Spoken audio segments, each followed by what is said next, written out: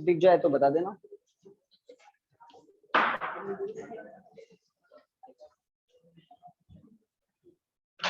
तो आज नया टॉपिक स्टार्ट करना है। कल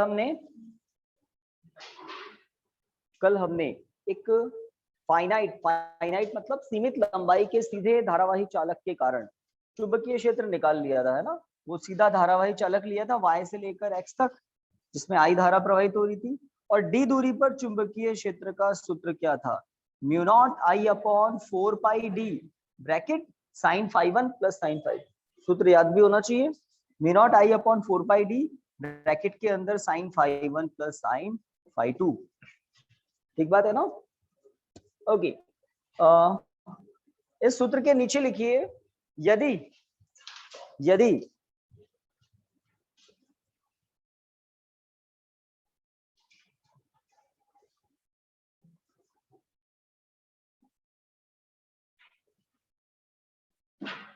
चालक तार की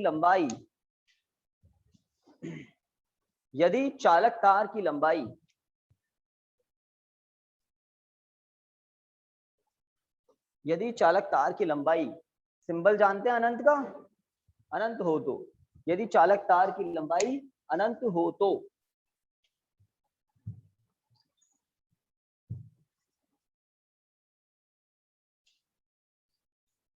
तो फाई 1 बराबर फाई 2 बराबर 90 डिग्री होगा। फाई 1 बराबर फाई 2 बराबर 90 डिग्री होगा।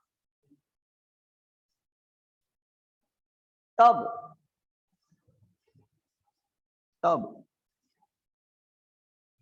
b बराबर mu naught I upon 4 pi d bracket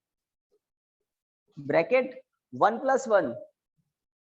तो समझने वाली बात तो बस यही है कि चालक तार की लंबाई अगर अनंत हो तो फाई 1 फाई 2 90 क्यों होगा। उसका कारण यहां से समझ में आता है, जब चालक तार की लंबाई अनंत नहीं है तो यहाँ पर इस जगह कोण क्या था? फाई 1।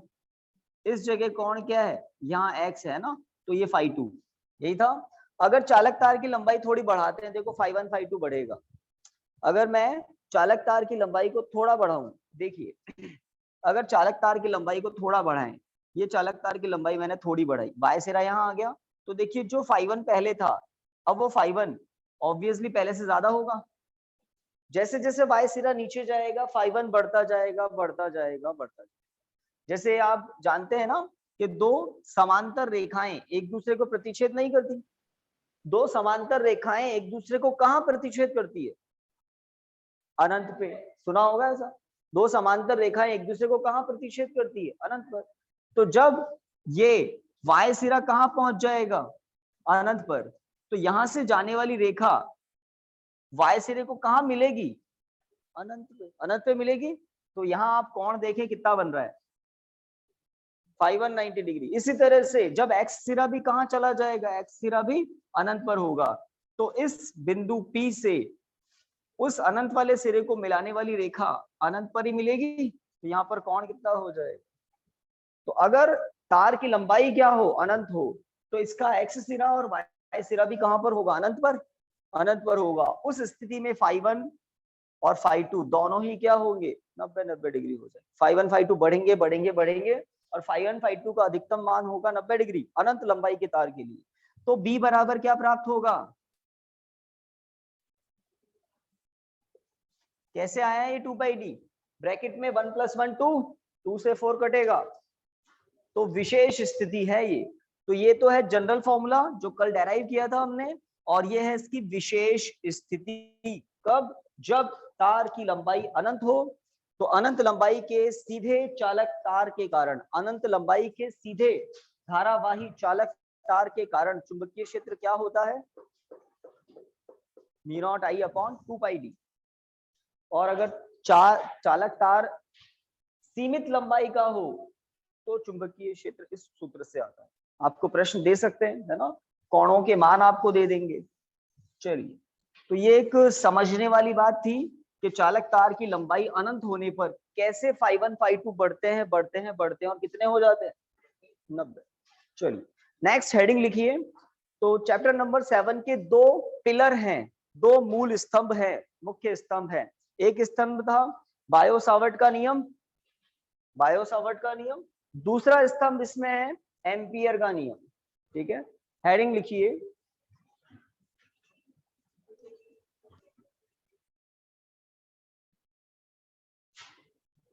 एम्पियर का नियम। और एम्पियर के नियम को काम में लेकर फिर टॉपिक है एम्पियर का नियम। तो वैज्ञानिक है एक एम्पियर, देखते हैं क्या है एम्पियर का नियम। तो पहले बात को समझेंगे फिर लिखेंगे। हाँ भाई, तो पहली बात, चुंबकीय क्षेत्र रेखाएं जो होती है ना, चुंबकीय रेखाएं, चुंबकीय रेखाएं, तो चुंबकीय रेखाएं बंद वक्र बनाती है। कैसे बनाती है? अगर आपने किसी छड़ चुंबक को कभी देखा है तो एन सिरे से एस सिरे की तरफ चुंबकीय क्षेत्र रेखाएं होती है। चुंबक के बाहर, चुंबक के बाहर चुंबकीय क्षेत्र रेखाएं एन से निकलकर कहां पहुंचती है? एस सिरे में पहुंचती है। ये तो हुई बात चुंबक के बाहर। लेकिन यही चुंबकीय क्षेत्र रेखाएं चुंबक के भीतर कहां से कहां होती है? एस से एस सिरे से एस सिरे से एन सिरे की तरफ। तो कुल मिलाकर चुंबकीय क्षेत्र रेखाएं बंद वक्र बनाती है। अगर कोई धारा किसी सीधे चालक में आई धारा प्रवाहित हो रही है तो चालक के चारों तरफ एक चुंबकीय क्षेत्र उत्पन्न हो जाता है। चालक के चारों तरफ एक चुंबकीय क्षेत्र, वो भी कैसा होता है? वृत्ताकार पथों के रूप में। तो चुंबकीय क्षेत्र रेखाएं बंद वक्र बनाती है। ठीक है, विद्युत क्षेत्र रेखाएं बंद वक्र बनाती है क्या? आंसर है नहीं। क्यों नहीं? क्योंकि वो धनात्मक आवेश से प्रारंभ होकर ऋणात्मक आवेश पर समाप्त हो जाती है। तो एम्पियर का नियम अब आप थोड़ा समझ सकते हैं। देखिए, चलिए पहले थोड़ा लिखवा देते हैं फिर और समझाएंगे। लिखिए, एम्पियर के नियमानुसार, एम्पियर के नियमानुसार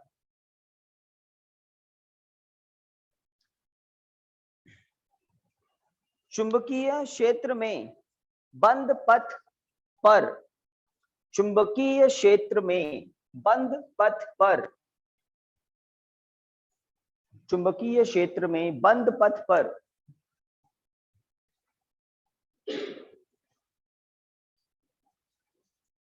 चुंबकीय क्षेत्र का रेखा समाकलन, रेखा समाकलन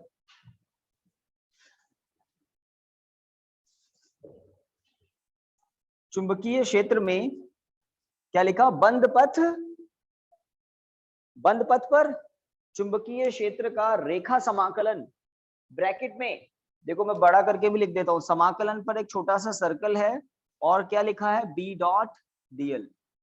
तो इसे कहते हैं, यहाँ ब्रैकेट में भी लिखा हुआ है, आपको भी लिखना है, रेखा समाकलन। अंडरलाइन भी कर देना और ये लिख देना बी डॉट डीएल। समाकलन पर एक छोटा सा सर्कल है। आधा काम तो हो गया। क्या लिखा मैंने? चुंबकीय क्षेत्र में बंद पथ पर चुंबकीय क्षेत्र का रेखा समाकलन, ये होता है रेखा समाकलन। डीएल छोटी सी लंबाई होती है और बी है उस पर चुंबकीय क्षेत्र। आगे लिखिए कॉमा लगाकर, बंद पथ को परिबद्ध करने वाले क्षेत्रफल से, बंद पथ को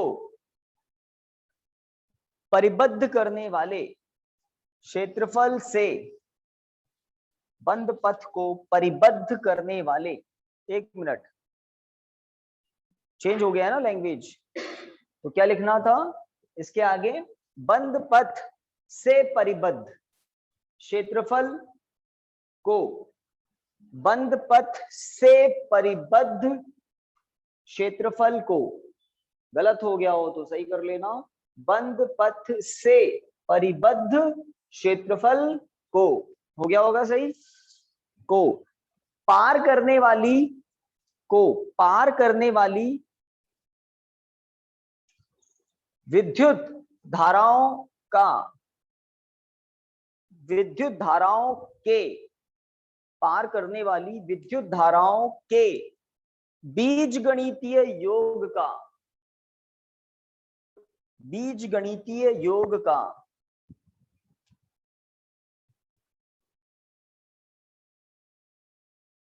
बीज गणितीय योग का म्यू नॉट गुना होता है, म्यू नॉट गुना होता है खड़ी पाई। तो एम्पियर का नियम अब हम समझेंगे, लिख तो लिया।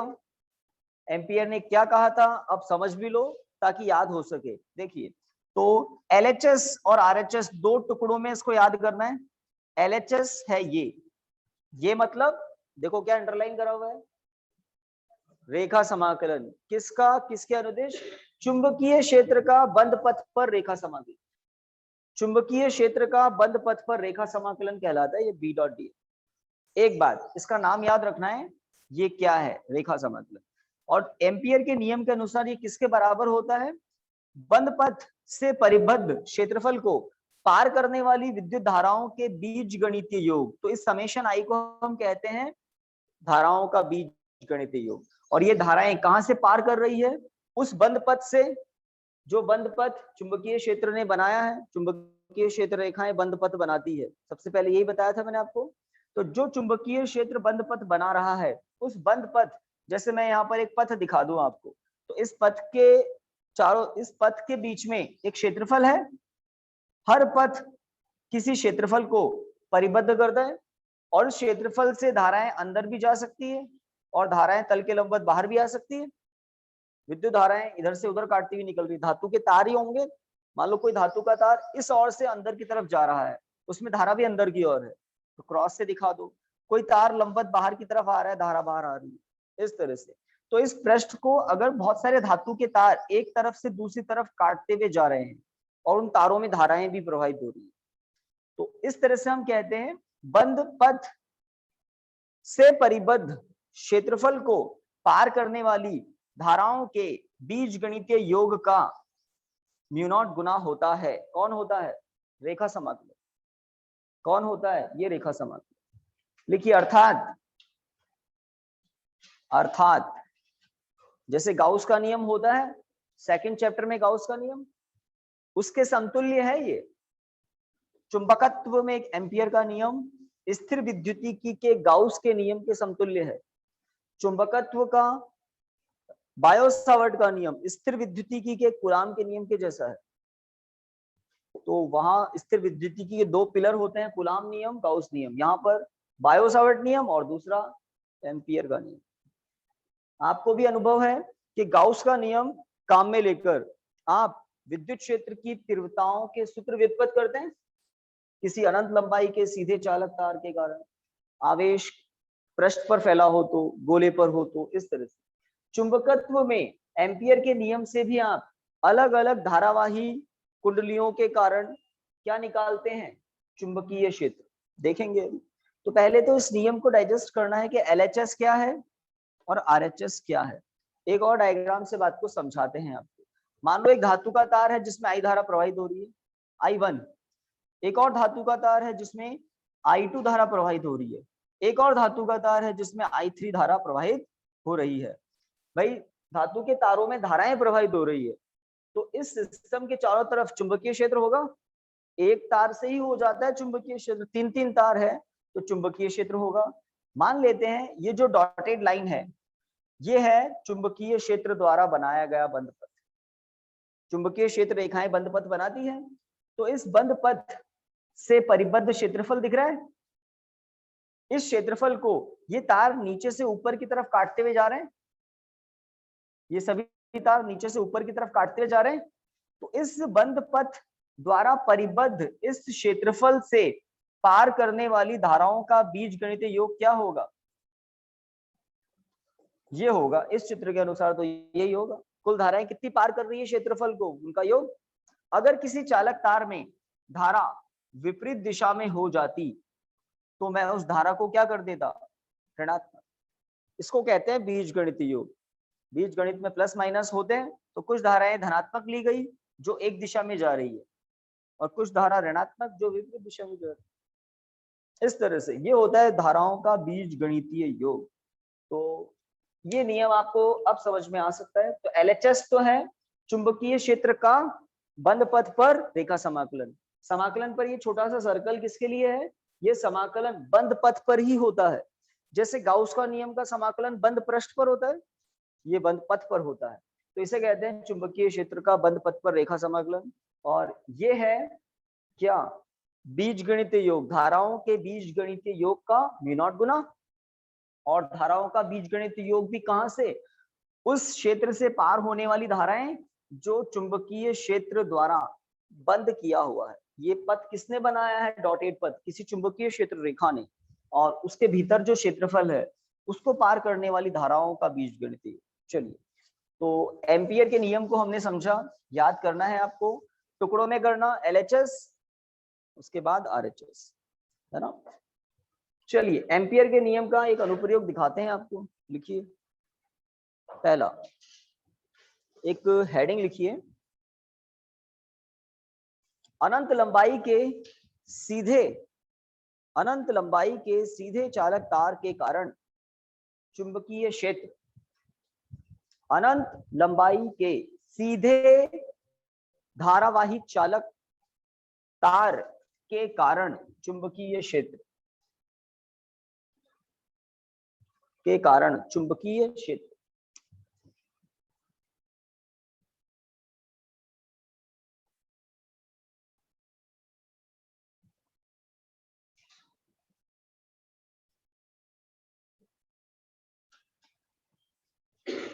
हाँ भाई, तो एक चालक दिखाया है मैंने, और ये डॉटेड लाइन क्या बता रही है, इसकी लंबाई अपरिमित है, इधर भी बहुत नीचे तक होगा, ऊपर भी, ठीक है। इसमें आई धारा दिख रही है, तार से लंबवत डी दूरी पर एक प्रेक्षण बिंदु P है, इस P बिंदु पर हमें क्या पता लगाना है, चुंबकीय क्षेत्र।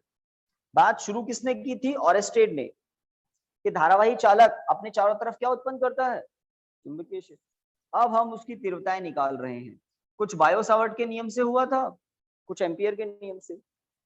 आप इस P बिंदु पर चुंबकीय क्षेत्र जानते हैं कितना, आज आते यही बताया था, म्यू नॉट I अपॉन,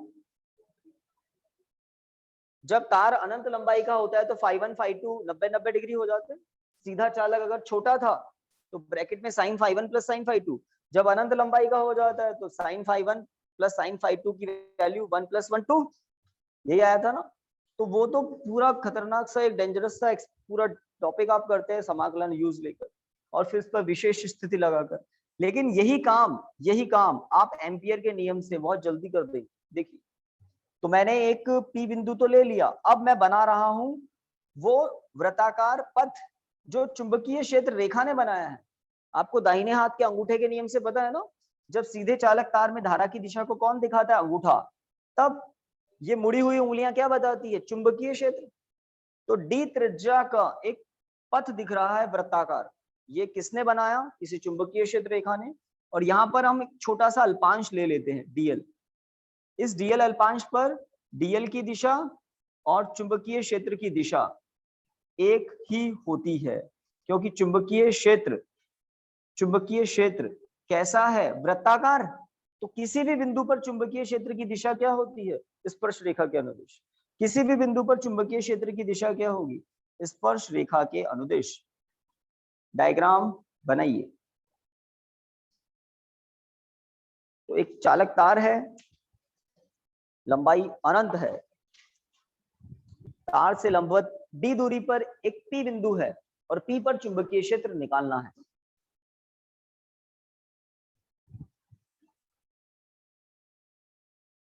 जल्दी कीजिए।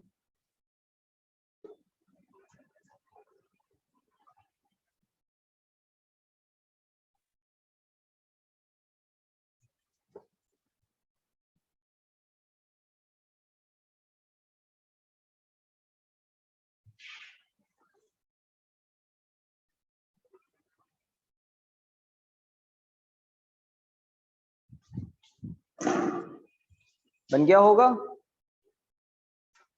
लिखें आगे कुछ।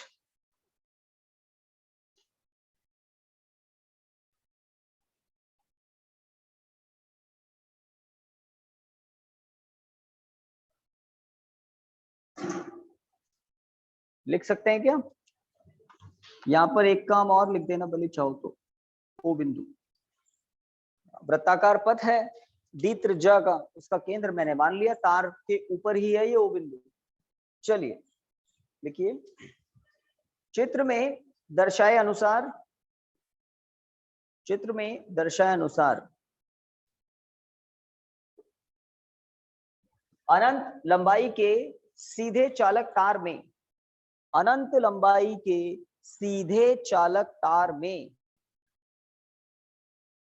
आई धारा प्रवाहित हो रही है। अनंत लंबाई के सीधे चालक तार में आई धारा प्रवाहित हो रही है, आई धारा प्रवाहित हो रही है। धारा बता दी हमने आई है, और किस में है ये भी बता दिया। लगा दिया खड़ी पाई। अब इधर देख लो, हमें करना क्या है, इस सीधे चालक से लंबवत डी दूरी पर स्थित बिंदु P पर B ज्ञात करना है। B मतलब चुंबकीय क्षेत्र की तीव्रता। लिखिए चालक तार से लंबवत D दूरी पर स्थित बिंदु P पर, चालक तार से लंबवत D दूरी पर स्थित बिंदु P पर, स्थित बिंदु P पर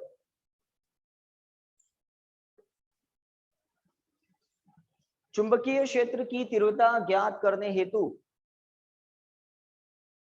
स्थित बिंदु P पर चुंबकीय क्षेत्र की तीव्रता ज्ञात करने हेतु, ज्ञात करने हेतु हम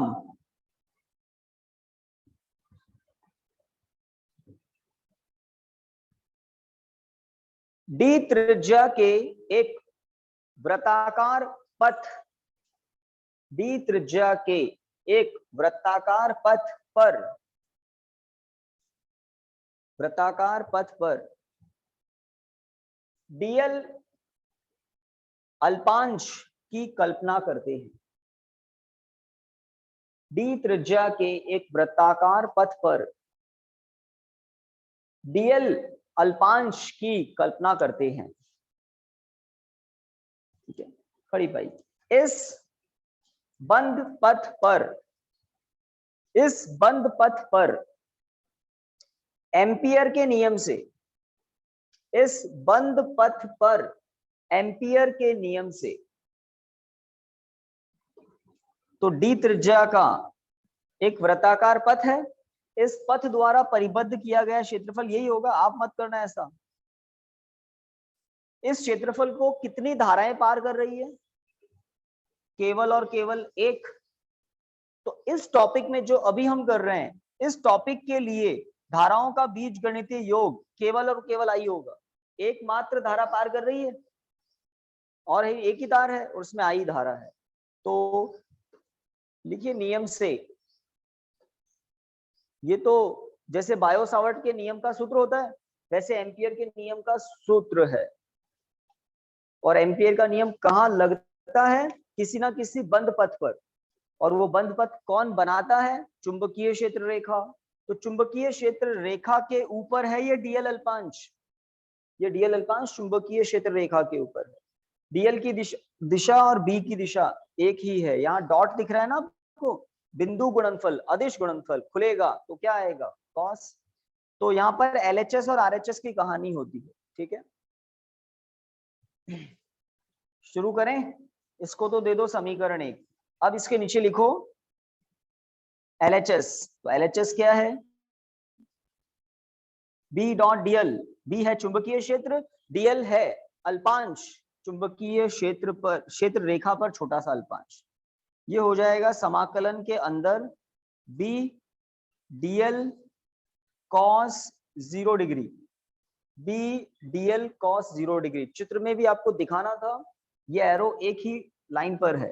डीएल की दिशा स्पर्श रेखा के अनुदिश ली जाती है, बी की दिशा भी स्पर्श रेखा के अनुदिश है, इसलिए cos 0 1।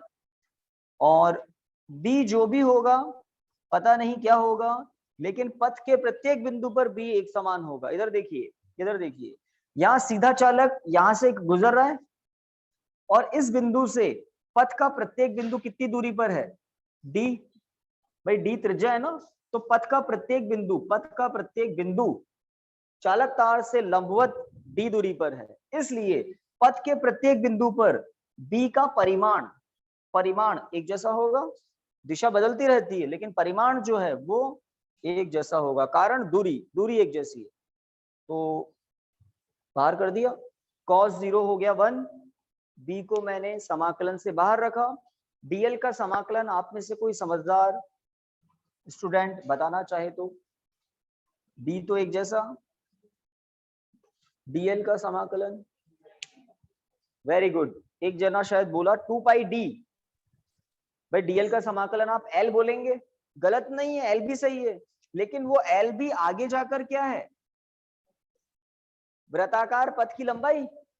dl अल्पांश किसका भाग है, d त्रिज्या के वृत्ताकार पथ का छोटा सा भाग है, तो उसका समाकलन करेंगे तो पूरा पथ पूरी लंबाई मिलेगी। तो dl का समाकलन मानते हैं आपकी बात l होता है, लेकिन वो वास्तव में l इस टॉपिक में क्या होगा 2 पाई d, ठीक है ना, पूरा पथ 2 पाई d, पूरा वृत्ताकार पथ।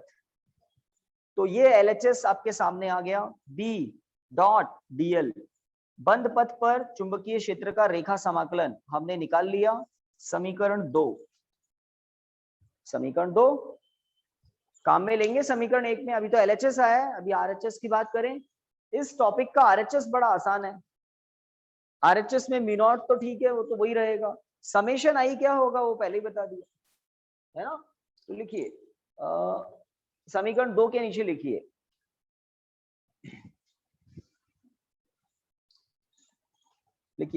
वृत्ताकार पथ द्वारा परिबद्ध क्षेत्रफल को, वृत्ताकार पथ द्वारा परिबद्ध क्षेत्रफल को केवल I धारा पार कर रही है, केवल I धारा पार कर रही है,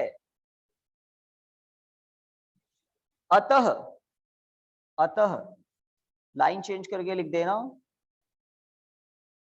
अतः समेशन I बराबर I।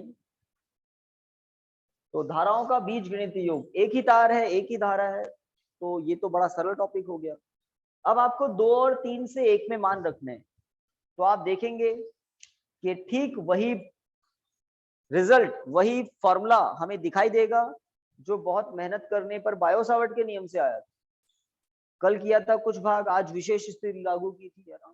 क्या आया था आज, जैसे एक सूत्र था, पुराना सूत्र देख लो इधर, 2 पाई क्या था, म्यू नॉट आई, इधर देख लो mu naught I upon 4 pi D bracket sine phi 1 plus sine phi 2। बहुत मेहनत करके तो यह आया था। इस पर भी विशेष स्थिति लगाई कि तार की लंबाई अगर अनंत हो तो फाई 1 फाई 2 क्या हो जाते हैं 90 डिग्री, तब sine phi 1 sine phi 2 plus 1 plus 1 plus 2 हो जाते हैं। और फिर आप देखते हैं तो आंसर आता है mu naught I upon 2 pi D. किसके लिए है ये फॉर्मूला, अगर तार अनंत लंबाई का हो तो, हमने पहले से ही ले लिया अनंत लंबाई का, ये लो, और एम्पियर का नियम लगा दिया। समीकरण 1 में लिखिए अब 2 व 3 से मान रखने पर, तो देखते हैं वही सूत्र आता है क्या, देखते हैं। b ब्रैकेट 2 पाई डी म्यू नॉट आई, तो b बराबर mu naught I upon 2 pi D, तो 100% वैसा का वैसा फॉर्मूला आ रहा है। समीकरण 1 में 2 और 3 से मान रखा, बिल्कुल ऑनेस्टली फॉर्मूला आ रहा है, कोई उल्टा फुल्टा काम नहीं करना पड़ा। इस सूत्र की व्युत्पत्ति में तो बहुत मेहनत करनी पड़ी थी। समकोण त्रिभुज में कभी tan थीटा, कभी cot थीटा, पता नहीं sin थीटा, फिर 3 चर थे एक बायो-सावर्ट के सूत्र में, उसमें से 2 चर को हटाया गया, फिर समाकलन किया गया, फिर 2 समकोण त्रिभुज और थीटा को फाई के पदों में, बहुत मेहनत करनी पड़ी थी इसके लिए। तो अगर इस सूत्र की व्युत्पत्ति के बारे में कहे तो वो सारा काम करना ही पड़ेगा, नंबर लाने हैं तो। और अगर आपसे अनंत लंबाई के सीधे चालक तार के कारण चुंबकीय क्षेत्र पूछ ले व्युत्पत्ति के लिए, तो एम्पियर का नियम लगाकर आप आराम से व्युत्पत्ति कर सकते हैं। एम्पियर के नियम में एलएचएस पहले एक बार कर लेना, फिर आरएचएस का ये वाला भाग। जब आप सेकंड चैप्टर में गाउस का नियम पढ़ते हैं तो उसमें भी ऐसा ही होता है, आप 2 बार 5 फाइंड करते हैं फिर उनको बराबर करते हैं। तो यहाँ एलएचएस आरएचएस लाकर फिर ये मान रख दिया, और याद है उसमें भी ई के साथ जो भी गुणा में होता है भाग में पहुंचा देते हैं, यहाँ बी के साथ जो भी गुणा में है उसको भाग में पहुंचा देते हैं, सूत्र आ गया। ठीक है, तो वो अलग चीजें होती है, ये अलग चीजें हैं, बट वहां विद्युत क्षेत्र होता है और यहाँ चुंबकीय क्षेत्र। ठीक है, विद्युत क्षेत्र कौन उत्पन्न करता है? आवेश। तो उसका एलएचएस क्या होता है, सॉरी आरएचएस, क्यू बट्टा एप्सिलॉन नॉट। गाउस के नियम का आरएचएस क्या होता है? क्यू बटा एप्सिलॉन, क्योंकि आवेश ही विद्युत क्षेत्र उत्पन्न करता है। इसके आरएचएस में समेशन आई है, आई, क्योंकि चुंबकीय क्षेत्र कौन उत्पन्न करता है? धारा। वहां आवेश ज्यादा होने पर विद्युत क्षेत्र ज्यादा होता है, यहाँ धारा ज्यादा होने पर चुंबकीय क्षेत्र ज्यादा है ना। तो कुछ बातें आपको गौर करने की थी। चलिए आगे बढ़ते हैं, हेडिंग लिखिए। अब तो ये सूत्र याद रह जाएगा, दूसरी बार आपके सामने है। अगर अनंत लंबाई का तार नहीं हो तो वो sin φ1 प्लस sin φ2 वाला, और अनंत लंबाई का हो तो फिर ये सूत्र। किसी धारावाही वृत्ताकार कुंडली के केंद्र पर चुंबकीय क्षेत्र क्या होता है?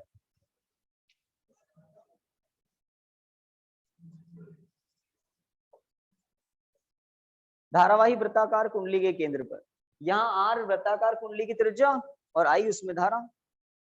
किससे आया था? बायो सावर्ट के नियम से, है ना। तो वृत्ताकार कुंडली के केंद्र पर चुंबकीय क्षेत्र अलग है, μ0I/2R, और अनंत लंबाई के सीधे चालक तार के कारण चुंबकीय क्षेत्र अलग है, μ0I/, सही है ना, अलग है ना। वहां लिखा था नीचे 2R, यहाँ है 2πd। ये d है तार से लंबवत दूरी, और वहां थी R कुंडली की त्रिज्या। थोड़ा चौकन्ना रहना पड़ेगा आपको। चलिए हेडिंग लिखिए, परिनालिका। थोड़ा अजीब लेकिन अच्छा टॉपिक।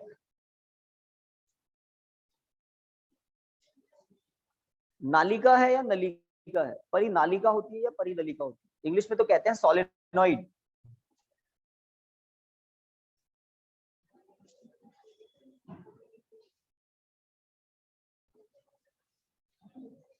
परिनालिका, परिनालिका ही होगा,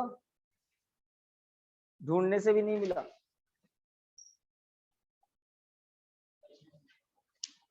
आ की मात्रा होगी बस, सोलेनॉइड भी कहते हैं इसको, परिनालिका या सोलेनॉइड। हाँ भाई, तो क्या है ये? आप घर पे भी बना सकते हैं। ये कैसे? बहुत आसान है। एक रबर के जो पाइप होते हैं ना छोटे, एक तो लोहे के पाइप होते हैं, जहां से लोहे के पाइप होते हैं जिससे पानी आता है घर में घूमता हुआ। रबर के भी होते हैं फ्लेक्सिबल। आपने उसका छोटा सा टुकड़ा काट के रख लिया, मार्कर जितना, और उस दोनों तरफ से खुला होता है वो, तो उसकी 2-3 खासियत है। एक, कुचालक पदार्थ का होता है, रबर मतलब कुचालक, दोनों तरफ से खुला है, बेलनाकार है, खोखला है। अब उसके ऊपर आप तांबे के तार को इस तरह से लपेट दें, स्प्रिंग की तरह, समझ गए। और तांबे के तार को लपेट दिया, साथ में आपने उसमें धारा प्रवाहित कर दी, तो हर फेरे के अंदर धारा जा रही है, चक्कर लगा रही है, ऊपर नीचे ऊपर नीचे ऊपर नीचे, समझ गए। तब इस बेलनाकार नली के अंदर चुंबकीय क्षेत्र उत्पन्न हो जाता है, तीव्र चुंबकीय क्षेत्र। तो ये जो व्यवस्था आपने बनाई है इसको क्या कहते हैं? परिनालिका। कोई बहुत बड़ी रॉकेट साइंस नहीं है, छोटा सा उपकरण होता है। अगर छड़ चुंबक की बात करें, ऐसे होता है, ब्लैक कलर के देखे आपने छड़ चुंबक? चुंबक देखे हैं ब्लैक कलर? चुंबक का चुंबकीय क्षेत्र हमारे कंट्रोल में नहीं होता है। एक बार जो चुंबक बन गई, जिसका उसका चुंबकीय क्षेत्र फिक्स हो जाता है। परिनालिका का जो चुंबकीय क्षेत्र होता है, यहाँ से चुंबकीय क्षेत्र रेखाएं निकलेगी और पिछले सिरे से इसमें प्रवेश करेगी।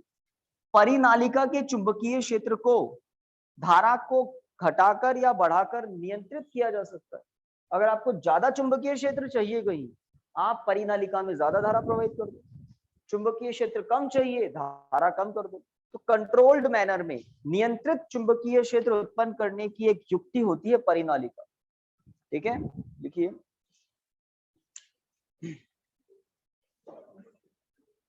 लिखिए, नियंत्रित चुंबकीय क्षेत्र, नियंत्रित चुंबकीय क्षेत्र उत्पन्न करने की,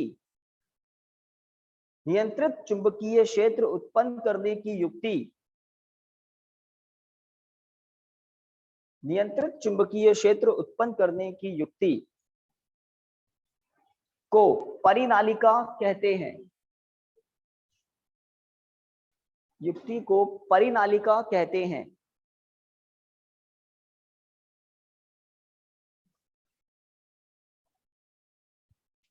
खड़ी पाई, लाइन चेंज करके लिखिए।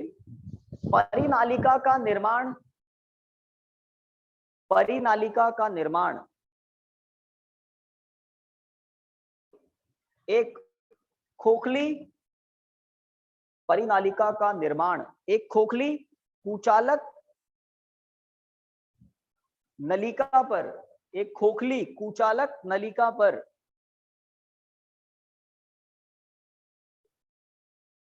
तांबे का तार, तांबे का तार लपेट कर किया जाता है। तांबे का तार लपेट कर किया जाता है। तांबे का तार लपेट कर किया जाता है। तो ये तो जानकारी है, एग्जाम में ऐसे कोई प्रश्न बनते नहीं है कि कैसे किया जाता है, लेकिन ये आगे की, है ना, आगे की जो भी स्टडी अब हम करेंगे उसमें काम आएगा। तो एक आप लोगों को भी चित्र दिखाना है, जो अभी अभी आपने लिखा है ऐसा कुछ चित्र में भी तो दिखना चाहिए। बार बार पढ़ना भी नहीं पड़ता, चित्र देख के पता लग जाता है कि अच्छा ऐसी होती है परिनालिका। देखिए यहाँ पर ये तांबे का तार गया, ये डॉटेड पीछे घूम के आया, ये गया, ये पीछे वाला जो पार्ट है ना उसको मैंने डॉटेड बनाया है। त्रिविमीय प्रोग्राम समझ में आए इसलिए।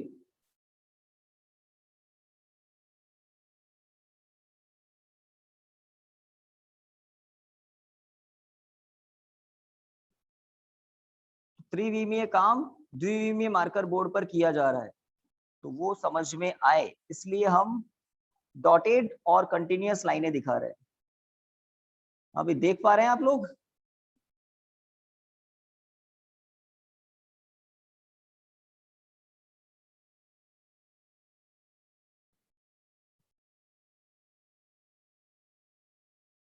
जब धारा प्रवाहित हो रही है तो चुंबकीय क्षेत्र तो होगा ही होगा।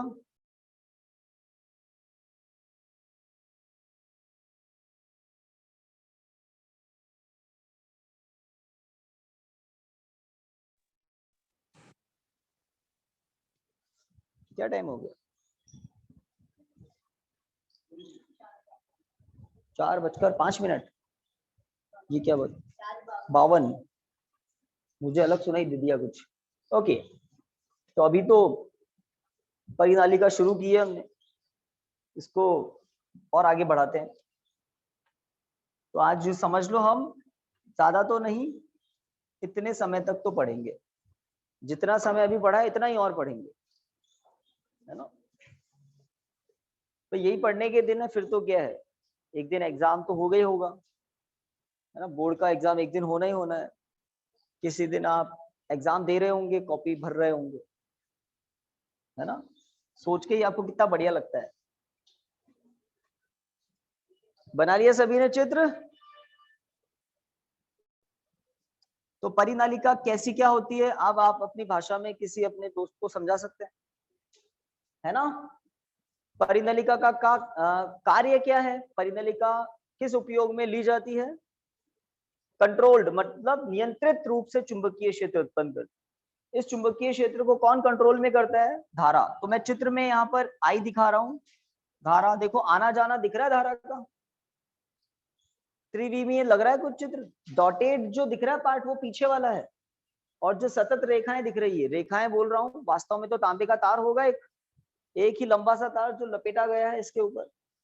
चुंबकीय क्षेत्र रेखाएं एक सिरे से अगर अंदर जा रही है यहाँ पर उल्टा हो गया, यहाँ चुंबकीय क्षेत्र रेखाएं जो है ना यहाँ से बाहर निकलेगी, धारा को मद्देनजर रखते हुए। धारा ऐसे जा रही है ना, अभी आपको दिखाएंगे किस प्रेक्षक को क्या दिख रहा होगा। तो इस तरह से चुंबकीय क्षेत्र रेखाएं एक सिरे से अंदर जाती है तो दूसरे सिरे से बाहर निकलती है। अगर धारा की दिशा बदल दूं मतलब यहां से धारा इस सिरे से अंदर जा रही हो, प्रवेश कर रही हो, और इससे बाहर निकल रही है, तो चुंबकीय क्षेत्र की दिशा बदल जाती है। यहाँ से चुंबकीय क्षेत्र बाहर निकलेगा, यहाँ से अंदर जाएगा अगर धारा की दिशा बदल दे तो। लेकिन अभी हमारे चित्र के अनुसार धारा इधर जा रही है, तो अगर इधर से कोई प्रेक्षक देख रहा है तो इस प्रेक्षक के लिए परिनलिका में धारा दक्षिणावर्त होगी या वामावर्त, मतलब क्लॉकवाइज होगी या एंटी क्लॉकवाइज होगी। इस प्रेक्षक के लिए अभी इस चित्र में धारा सोच के बताओ, क्लॉकवाइज होगी या एंटी क्लॉकवाइज? त्रिविमीय सोचना पड़ेगा। मैं जब तक आपके लिए चित्र बनाता हूं, और त्रिविमीय, यहां से धारा ऊपर जा रही है और पीछे से नीचे आ रही है। मैं हूं वो प्रेक्षक, देखो मेरे लिए परिनलिका इधर है, मैं ही आ गया इसकी जगह। तो ये यहां से धारा ऊपर जा रही है, एरो लगा देता हूं, और पीछे से नीचे आ रही है, ऊपर जा रही है, नीचे आ रही है, ऊपर जा रही है और पीछे से नीचे आ रही है। तो मेरे लिए धारा कैसी है?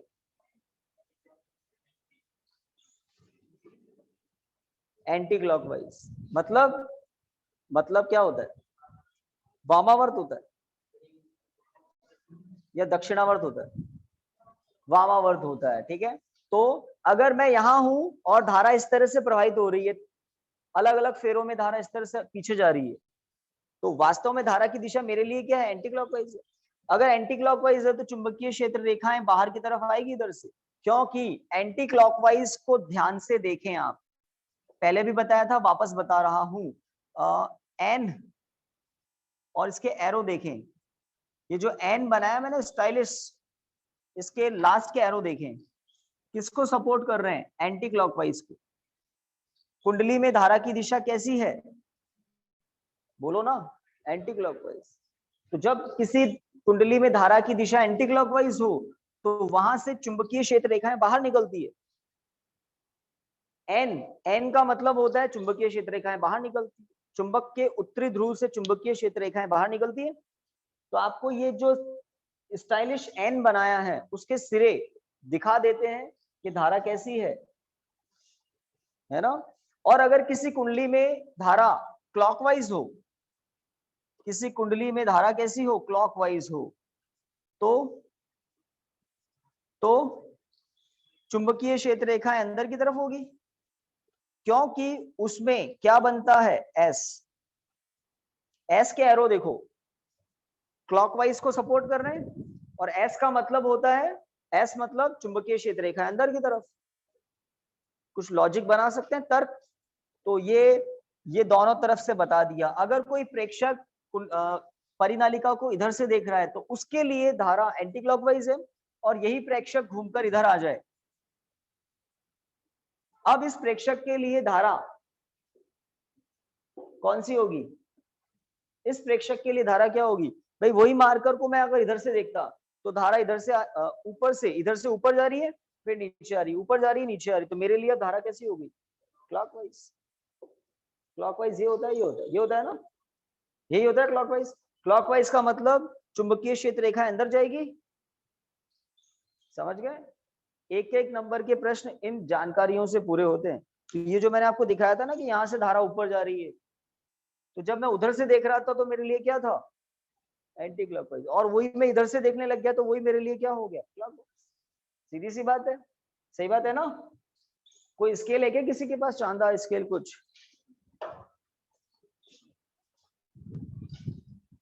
चांदा है ना, वेरी गुड। और कुछ इसी से काम कुछ समझाते हैं। ये भाई ये इसलिए लिया है क्योंकि ये ट्रांसपेरेंट जैसा है, आपको दिख रहा हो तो बताना। मैं यहाँ पर एक एरो लगा रहा हूं, शायद दिख ही जाएगा। अभी लगाने तो अच्छे से, एरो कहाँ लगाए हैं? और दिख भी गया आपको? कौन है ये? अभी तो मैंने एक सर्कल बनाया है, एरो लगाते हैं हम।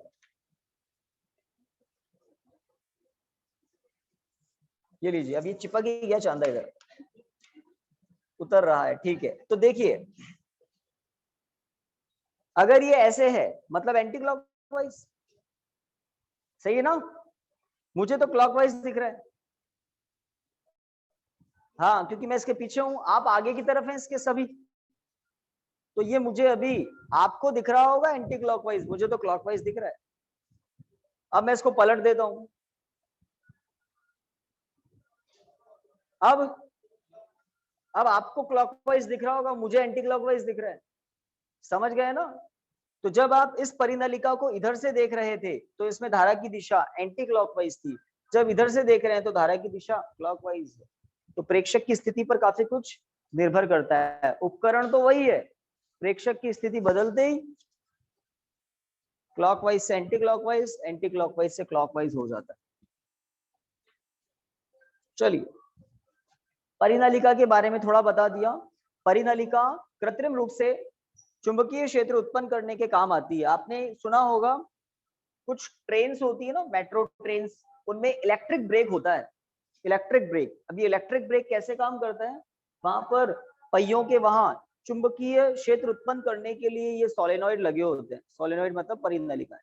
और जब चुंबकीय क्षेत्र लागू होता है तो और टेक्नोलॉजी होती है, समान चुंबकीय ध्रुवों के बीच प्रतिकर्षण होता है, तो बहुत सारा चुंबकीय क्षेत्र ऑलरेडी होता है, एक चुंबकीय क्षेत्र और उत्पन्न कर देते हैं धारा प्रवाहित करके। जितनी धारा ज्यादा होती है उतना चुंबकीय क्षेत्र ज्यादा होता है, ब्रेक ज्यादा लगता है। तो वो एक अलग टेक्नोलॉजी है। बस आपको बता रहा हूं कि चुंबकीय क्षेत्र उत्पन्न करते किससे हैं, परिनलिका के अंदर धारा प्रवाहित करके। नेक्स्ट हेडिंग लिखिए, धारावाही परिनालिका के भीतर चुंबकीय क्षेत्र, धारावाही परिनालिका के भीतर चुंबकीय क्षेत्र की तीव्रता।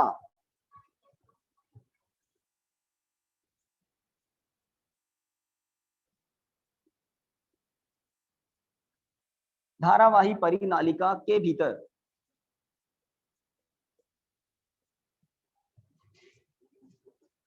चुंबकीय क्षेत्र की तीव्रता बी। धारावाही परिनालिका के भीतर चुंबकीय क्षेत्र की तीव्रता। आज आपको एम्पियर का नियम पढ़ाया था, उसका एक अनुप्रयोग किया। अनंत लंबाई के सीधे चालक, सीधे धारावाही चालक के कारण चुंबकीय क्षेत्र, सूत्र याद कर लेना। अब दूसरा अनुप्रयोग ये है, परिनालिका के भीतर चुंबकीय क्षेत्र। और परिनालिका क्या होती है, किसी खोखले कुचालक बेलन के ऊपर तांबे का तार लपेट दो स्प्रिंग की तरह और उसमें धारा प्रवाहित करो, तो इस तरह से ये भीतर, सही है क्या?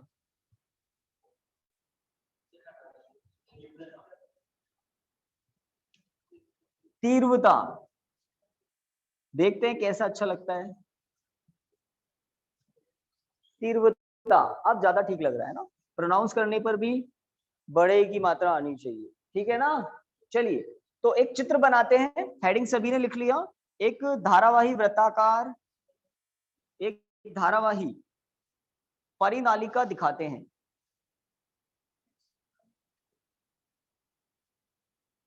इसमें बहुत ज्यादा फेरे आपको नहीं दिखाने, एक सिरे से ये फेरा आगे जा रहा है।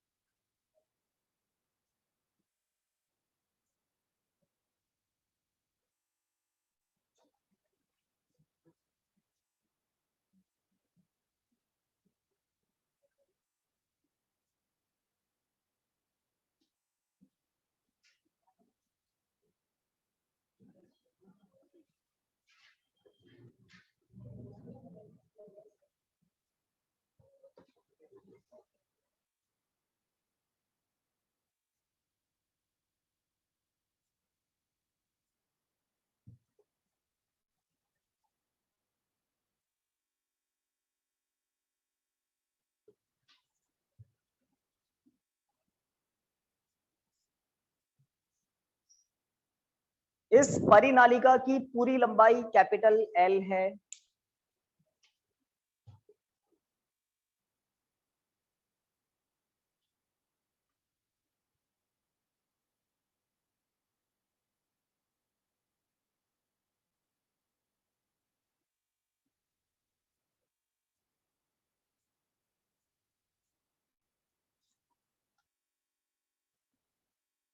तो चुंबकीय क्षेत्र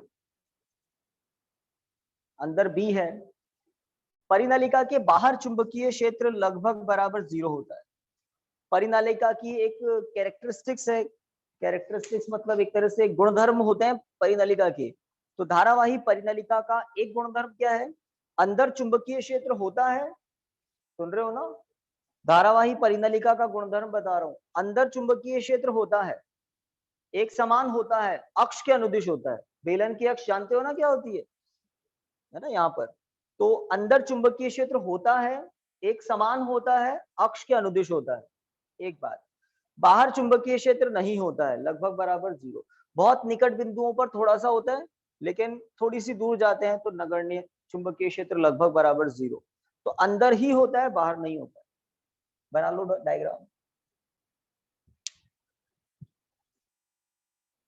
तो अभी थोड़ी देर पहले बनाया था ना, कुछ वैसा ही है, लेकिन अभी इसमें और बहुत कुछ होने वाला है। तो बड़ा बनाना था इस डायग्राम को। तो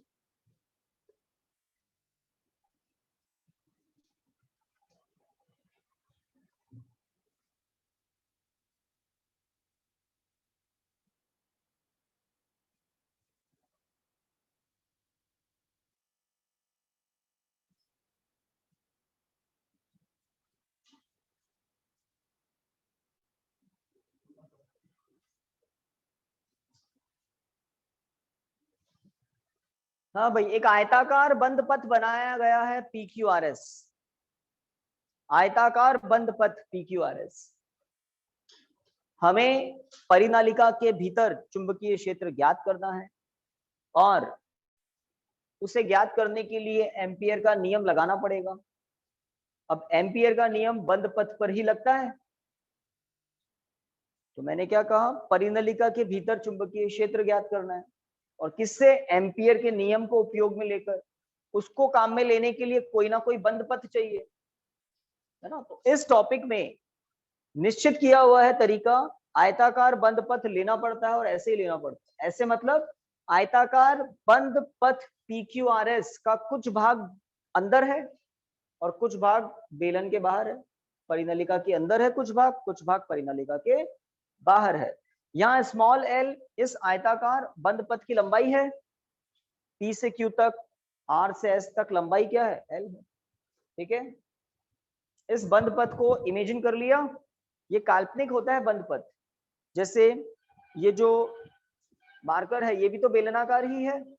एक छोटा सा बंद पथ हम कल्पना कर लें, लंबवत अंदर की तरफ भी है और थोड़ा बाहर की तरफ भी है, अंदर की तरफ भी है बाहर की तरफ, मतलब इस पृष्ठ को काटते हुए ये अंदर की तरफ भी है बाहर की तरफ। लिखिए, चित्र में दर्शाए अनुसार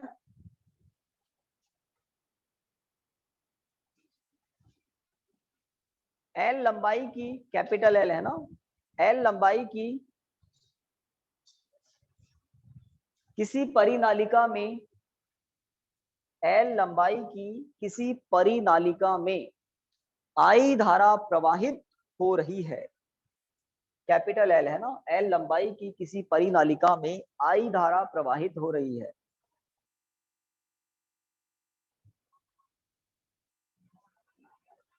ओके, आगे लिखिए, यदि परिनालिका में फेरों की कुल संख्या, यदि परिनालिका में फेरों की कुल संख्या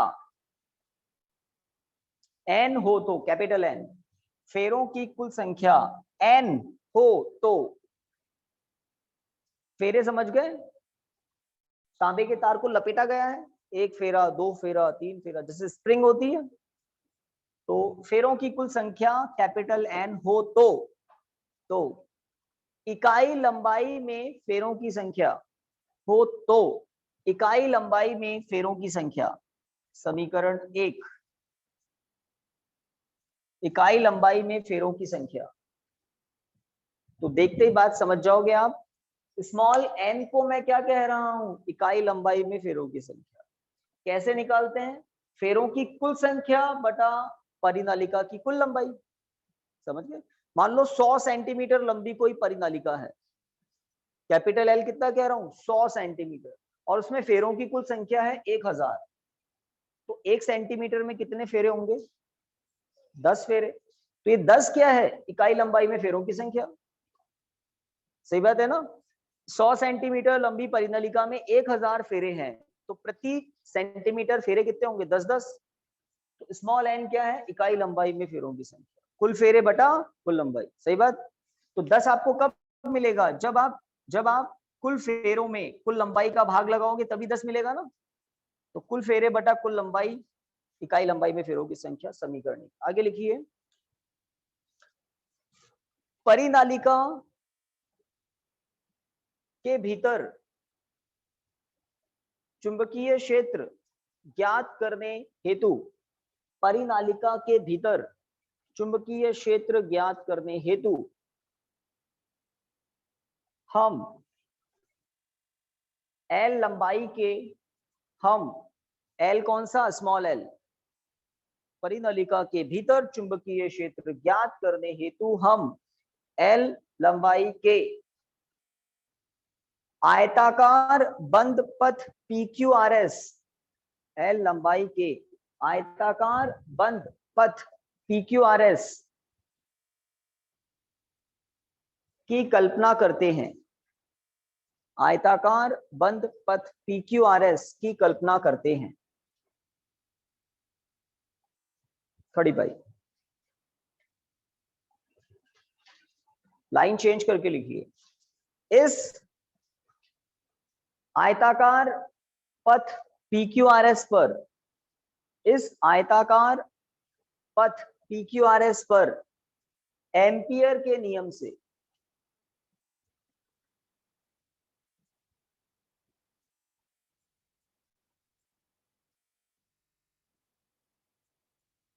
एम्पियर के नियम से, एम्पियर का नियम होता है ना, बी डॉट डीएल बराबर क्या होता है, बी नॉट समीशन आई।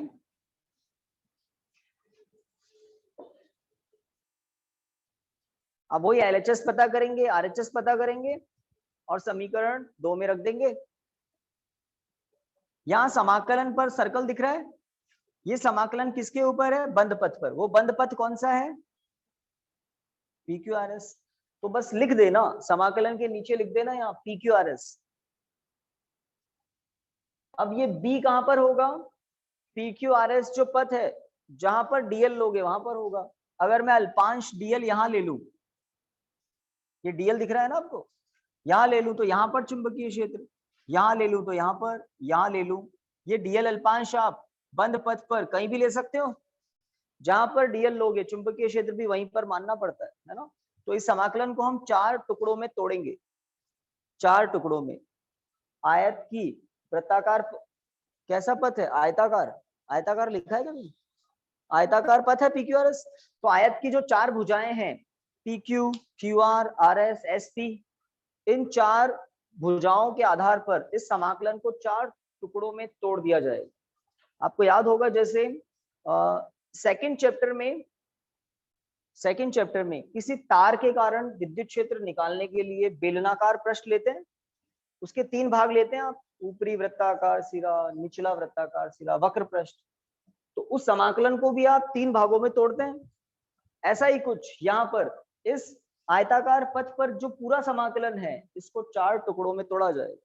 फिर देखेंगे एक एक टुकड़े का क्या मान आता है, वो हो जाएगा आपका एलएचएस। आरएचएस की बात करेंगे तो आरएचएस में बस सिग्मा आई क्या होगा, समेशन आई क्या होगा वो देखेंगे। और वो आई क्या होता है, तो एम्पियर के नियम से बंद पथ द्वारा परिबद्ध क्षेत्रफल को पार करने वाली धाराएं। तो यहां से यहां तक, यहां से यहां तक कितनी धाराएं पार कर रही है, एक तरफ से दूसरी तरफ जा रही है, तो पृष्ठ को इधर से उधर पार कर रही है ना, वो कितनी होगी वो देख लेंगे, तब ये भी काम आएगा। चलिए, तो ज्यादा टेंशन नहीं लेते हुए लिखिए समीकरण 2 के नीचे LHS, left hand side LHS, समाकलन B dot DL over a close loop PQRS बराबर, तो इसको ऐसे रीड करते हैं ना, बंद पथ PQRS के ऊपर समाकलन है, रेखा समाकलन, रेखा समाकलन तो है ही बंद पथ PQRS पर। इसको 4 टुकड़ों में तोड़े, तो पहला PQ के ऊपर समाकलन B डॉट डीएल, दूसरा क्यू आर भुजा के ऊपर समाकलन बी डॉट डीएल, ये रेखा समाकलन तो है, अब बंद पथ के ऊपर नहीं है भाई, पी क्यू तो एक भुजा है, बंद पथ थोड़ी है। इसी तरह से तीसरा समाकलन R S B dot DL, और चौथा और अंतिम S P B dot DL.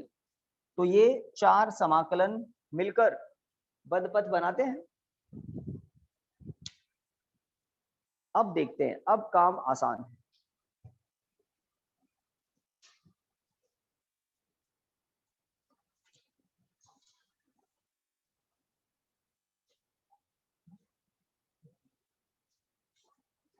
कुछ लिखें? चलिए आपको पहले एक्स्ट्रा बात बता देता हूं, ध्यान से देखें पी क्यू भुजा को। पी क्यू भुजा परिनलिका के अंदर है कि बाहर है? बाहर है, वेरी गुड। बाहर तो चुंबकीय क्षेत्र ही लगभग जीरो होता है, ये समाकलन बचेगा नहीं, जीरो हो जाए। कारण पी क्यू भुजा बाहर है, बाहर चुंबकीय क्षेत्र जीरो होता है। ठीक है, क्यू आर भुजा दिख रही है, ये क्यू आर भुजा है। अगर क्यू आर भुजा के बाहर डीएल लिया तो चुंबकीय क्षेत्र जीरो, अगर अंदर डीएल लिया तो चुंबकीय क्षेत्र अक्ष के अनुदिश होता है और डीएल लंबवत हो जाएगा। आर से क्यू की तरफ या क्यू से आर की तरफ डीएल तो होगा लंबवत, और चुंबकीय क्षेत्र है क्षैतिज। थीटा कितना होगा? ठीक 90 डिग्री। और जब डॉट प्रोडक्ट मतलब अदिश गुणनफल, बिंदु गुणनफल खोलते हैं तो कौन सा त्रिकोणमितीय अनुपात आता है? Cos theta. तो थीटा 90 डिग्री होने पर जीरो हो जाएगा। इसका मतलब क्यू आर भुजा का रेखा समाकलन भी शून्य प्राप्त होगा। अगर आप डीएल बाहर लेते हैं तो बी ही जीरो होगा, बात ही खत्म। लेकिन अगर डीएल अंदर ले लेते हैं तो थीटा 90 डिग्री होने से ये जीरो हो जाएगा। आर एस भुजा, आर एस भुजा तो ये है। अगर मैं यहाँ पर अल्पांश ले लूं तो अल्पांश की दिशा हो जाएगी आर से एस की तरफ, चुंबकीय क्षेत्र भी आर से एस की तरफ है। तो एकमात्र समाकलन जो बचेगा, अंदर चुंबकीय क्षेत्र भी है, जीरो नहीं है, चुंबकीय क्षेत्र है, और थीटा 0 डिग्री है, कॉस 0 तो 1 होता है, ये बचेगा। इसका क्या होगा? वही होगा जो क्यू आर का हुआ। क्यू आर पर जो समाकलन 0 हो गया था, एसपी पर भी समाकलन 0 होगा। कारण वही है, अल्पांश बाहर लिया तो बी 0, अल्पांश अंदर लिया तो बी तथा डीएल के बीच का कोण 90 डिग्री, कॉस 90 0। तो 1 2 3, ये तीन तो जीरो हो जाएंगे, एक बचेगा। 1 2 3 जीरो हो जाएंगे और एक बचेगा जिस पर राइट लगा रखा है ना। प्रोग्राम शुरू कीजिए। 0, एक झटके में 0 लिख दिया, बट सोच समझ के, हर किसी को थोड़ी लिख देंगे। 0 plus B DL R S plus 0। देखो ये जो बचा हुआ समाकलन है ना, इस पर मैंने अब एरो नहीं लगा रखे, सदिश नहीं लगा रखे, क्योंकि बी डीएल कॉस थीटा कर दिया मैंने, और कॉस थीटा क्या हो गया? 1, 0 डिग्री के कारण। इसके नीचे आप चाहें तो रीजन लिख सकते हैं, पूरा बड़ा सा रीजन आएगा। और यहां पर क्या है? ये पी क्यू आर एस अंदर बी डॉट डीएल, यहां रीजन लिखते हैं, चलिए ना। क्योंकि पी क्यू भुजा पर बी लगभग बराबर 0, कॉमा क्यू आर भुजा पर, ये वही बातें बता रहा हूं जो एग्जाम में भी लिखनी पड़ती है। एग्जामिनर को बताना पड़ता है कि आप कौन सा परिवर्तन क्यों कर रहे हैं।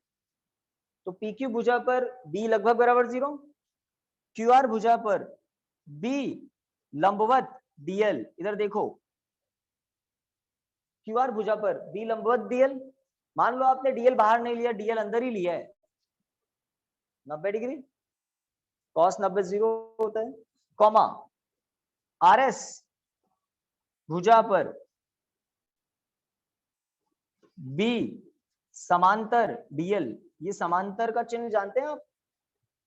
RS भुजा पर B और DL समांतर हैं, इसलिए वो cos 0 + 1 हो गया तीसरे समाकलन के लिए, cos 0 + 1। और अंत में लिखिए व SP भुजा पर क्या B लंबवत DL। अगर अल्पांश बाहर लिया तो कोई मतलब ही नहीं है, लेकिन अंदर लिया तो B लंबवत DL। तो ये ब्रैकेट में मैंने चारों कारण लिख दिए। कौन सा समाकलन नहीं बचा, कौन सा बचा, नहीं बचा मतलब 0। ओके, नेक्स्ट स्टेप में इधर आ जाओ। B डॉट DL समाकलन बंद पद के ऊपर PQRS, इसका आंसर कितना आएगा?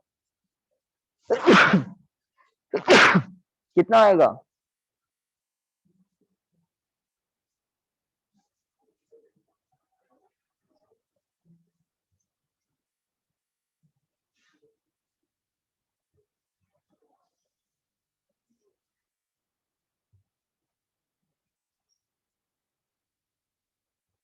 BL, B चुंबकीय क्षेत्र और स्मॉल l क्या है?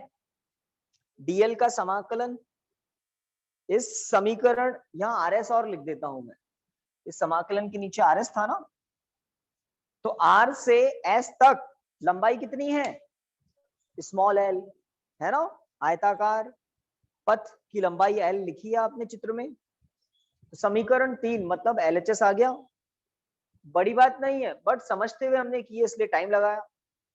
छोटी सी बात थी कि एम्पियर का नियम लगाया है इस PQR बंद पथ पर, B निकालने के लिए एम्पियर का नियम लगाया, और इसका LHS जो है वो कितना आता है? BL। एग्जाम के लिए तो याद रख लो आप, बहुत लंबे प्रोसेस के बाद आएगा, लेकिन आएगा क्या? BL।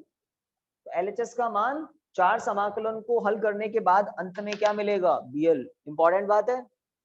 अब इसकी बात की जाए, दूसरी इंपॉर्टेंट बात, उसके बाद टॉपिक खत्म हो जाएगा। तो इसकी बात करते हैं। समीकरण 3 के बाद लिखिए,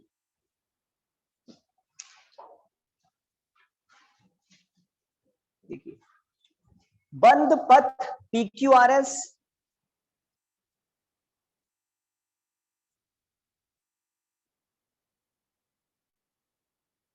बंद पथ PQRS से परिबद्ध, बंद पथ PQRS से परिबद्ध क्षेत्रफल को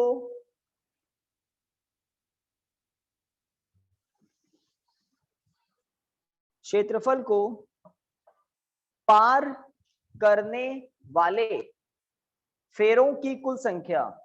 बंद पथ PQRS से परिबद्ध क्षेत्रफल को पार करने वाले फेरों की कुल संख्या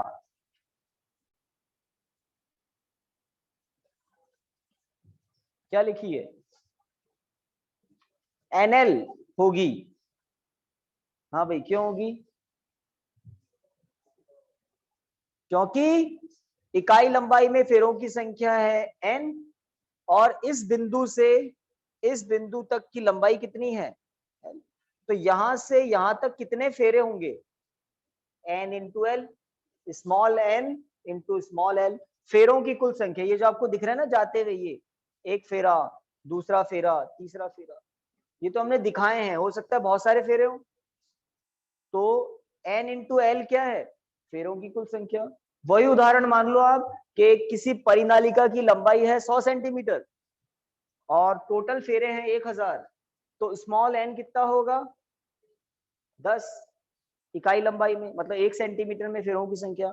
अब आपसे मैं कह दूं कि L बराबर है 25 सेंटीमीटर, 25 सेंटीमीटर लंबाई में कितने फेरे होंगे? 250। तो कैसे आया 250? N इंटू L करके। तो 25 सेंटीमीटर लंबाई में कितने फेरे होंगे? इतने।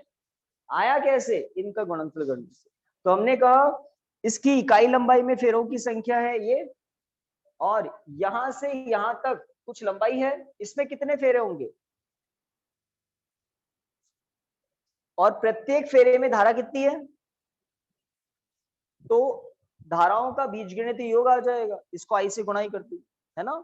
जितने फेरे उतनी धाराएं, जितने फेरे उतनी धाराएं इधर से उधर जा रही है, पार करके उधर से उधर जा रही है, अंदर की तरफ जा रही है, बाहर भी आ सकती है।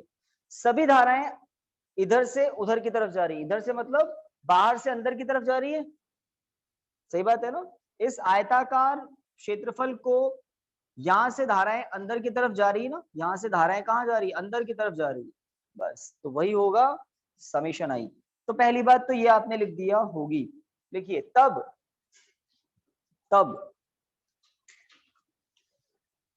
लाइन चेंज करके समेशन आई बराबर तब समेशन आई बराबर, तो बस एग्जामिनर को ये पहले बताना पड़ता है कि आयताकार पथ द्वारा परिबद्ध क्षेत्रफल को पार करने वाले फेरे कितने हैं, और समेशन आई अपने आप पता लग जाएगा। आई गुना आई से गुणा कर दिया। देखिए समीकरण 3 व 4 से समीकरण 2 में मान रखने पर, समीकरण 3 व 4 से समीकरण 2 में मान रखने पर, तो मान रखिए और बताइए। समीकरण 3 व 4 से समीकरण 2 में मान रखने पर, यही है ना 2। चलिए इसी के नीचे तो इसका जो LHS है वो कहाँ है, BL बराबर mu naught bracket N sorry INL, L small letter का है शायद, ठीक है। गलत हो गया कुछ, यहां पर भी L स्मॉल है, अब बात सही लग रही है। तो स्मॉल L को काट दो। देखो सेकंड चैप्टर में गाउस का नियम काम में लेते हैं तो वहां भी कुछ ऐसे ही होता है, जो आप मानते हो वो कट ही जाता है। बेलन की लंबाई आप मानते हो वो कट जाता है, अनुप्रस्थ काट क्षेत्रफल आप मानते हो वो कट जाता है, यहाँ पर आयताकार बंद पथ की लंबाई आप मानते हो वो कटी जाती है। आप पथ बड़ा लो छोटा लो फर्क नहीं पड़ता, काट दिया, ठीक है।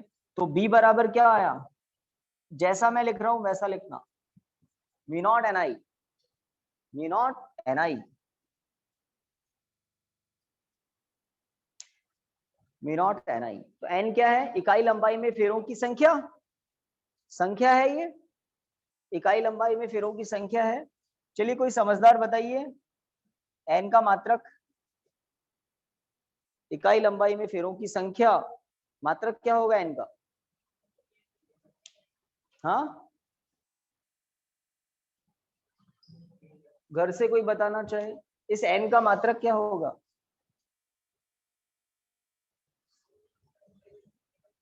समीकरण 1 मैंने तो मिटा दिया, आपके लिखा हुआ है समीकरण 1, मीटर इनवर्स।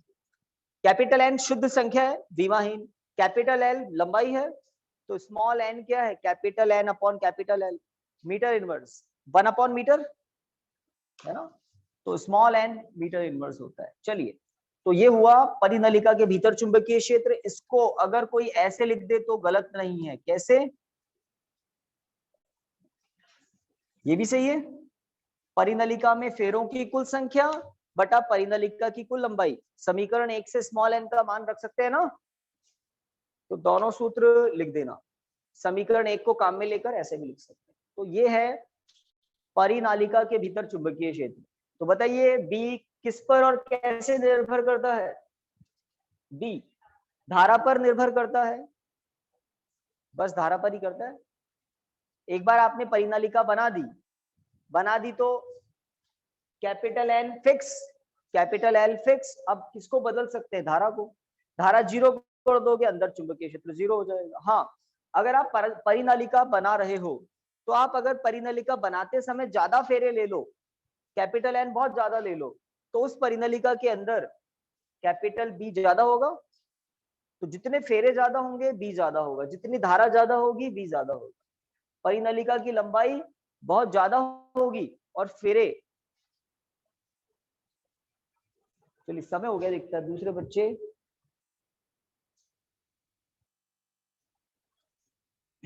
तो यहां पर स्टॉप करते हैं। इसकी प्रैक्टिस कर लेना किस तरह से एम्पियर के नियम को हमने काम में लिया। 2 टॉपिक किया आज, ये चैप्टर 60% से ज्यादा हमने टच कर लिया है। सबसे बड़ा चैप्टर है 12th फिजिक्स का चैप्टर नंबर 7। पेज काउंट करके देख लेना घर पे। Thank you.